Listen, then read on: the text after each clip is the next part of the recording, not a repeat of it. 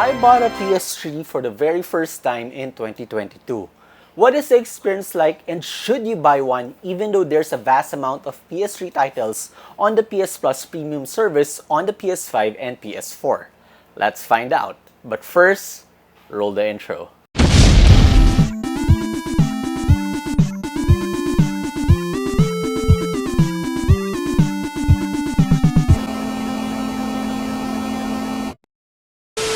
If you're new to my channel, it would really help if you would click on subscribe, then hit on that notification bell to stay up to date with my latest videos. I talk about video games in general, I do unboxing and reviews, gameplays, as well as emulation and modding tutorials. So back to the topic, my very first PS3.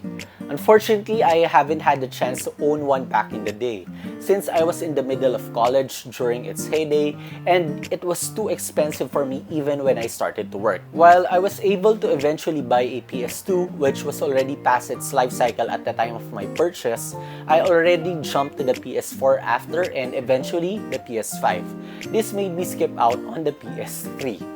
Well, until now. The PS3 was originally launched on November 2006, priced at $500 for the 20GB model and $600 for the 60GB model. And my god, at that point, owning a PS3 is a luxury.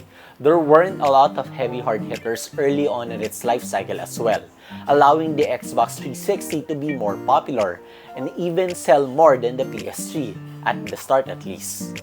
There was also that novel hands-free Kinect, which made people buy the Xbox 360 just to play Just Dance with their families. Well, the PS3 actually had a complex processor architecture at the time, which was actually high-tech, but made it difficult for game developers to program for. Now, the difference in architecture is actually one of the main reasons why the PS4 or the PS5 cannot download PS3 games over the PS Plus premium service, forcing Sony to just allowing it to be streamed from its servers. Of course, streaming games isn't really that great, especially if you're in locations that do not allow streaming. That's why only PS Plus Deluxe is offered in those countries instead. In the Philippines, although it's possible to stream with R1 accounts, not a whole lot of people have strong internet connections that can support this. Sometimes, even though you have good download and upload speeds, if you have high ping, streaming would still be laggy. That's why if you're interested in playing PS3 games,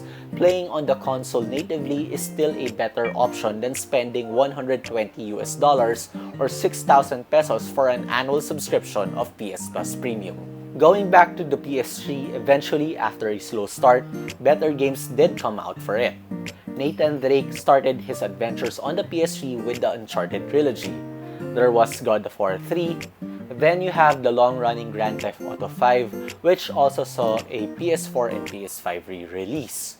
And who could forget the critically acclaimed post-apocalyptic action-adventure game, The Last of Us, which was released towards the end of the PS3's lifespan. All these PS3 classics allowed the PS3 to eventually sell more than the Xbox 360 by 3 million, with 87.4 million sales versus 84 million. Now, the PS3 that I bought was the first redesign, the PS3 Slim, which was released in 2009. A second redesign, the PS3 Super Slim, was released in 2012. Now, it was in these two models when the PS3 started picking up because of the positive reception. It was affordable and quieter than the original PS3, but they did remove the backwards compatibility to PS2 games to reduce cost. This unit, by the way, is already jailbroken when I bought it. It does have the PKG program, allowing me to download games directly into the console. Now, I know it's piracy and all, but the console is already out of production since 2017, including its physical disc. So just to show my unit, when I open the PS3, the EvilNat CFW startup appears. Then, it goes into the main menu. Now, I'm not really that well familiar with the PS3 UI, but it feels just like the PSP, but with more options to choose from. Similar to the PKG of the PS Vita, you can just go into this program, then look for games you want to download. Let's say, The Jewel.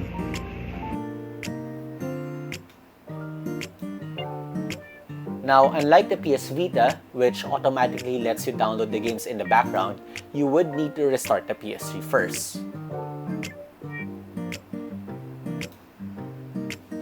Only after that will it appear in download management. Once downloaded, just go to the Game tab, then to Package Manager, then PlayStation Network Content. Inside, you have the games for installation. Installation takes time depending on the size of the game, but once you're done, you'll see the game installed in your games list with the installer already deleting itself. It's quite a bit of a process as compared to the PS Vita, but you still do get the games downloaded, which is still better than having to stream it. Now, the main reason you'll want to buy a PS3 in 2022 is to play its console-exclusive games without any lag. While there are PS4 re-releases of several PS3 games like The Last of Us and the Uncharted trilogy, there are still games that are on the PS3 without any PS4 or PS5 re-release. Well, not including streaming-only options on the PS Plus Premium. You have a variety of PS3 Ratchet & Clank games that are not downloadable on the PS5. There's also Insomniac's The Resistance trilogy, Rockstar's Red Dead Redemption 1, Final Fantasy XIII and its sequels, and many more. If you're interested in playing PS3 backlogs, then you can still consider buying a PS3. Graphics are still good enough in 2022 on modern TVs because of the HDMI connection. While a majority of games are rendered at 720p, they would be upscaled to 1080p, making games still look good.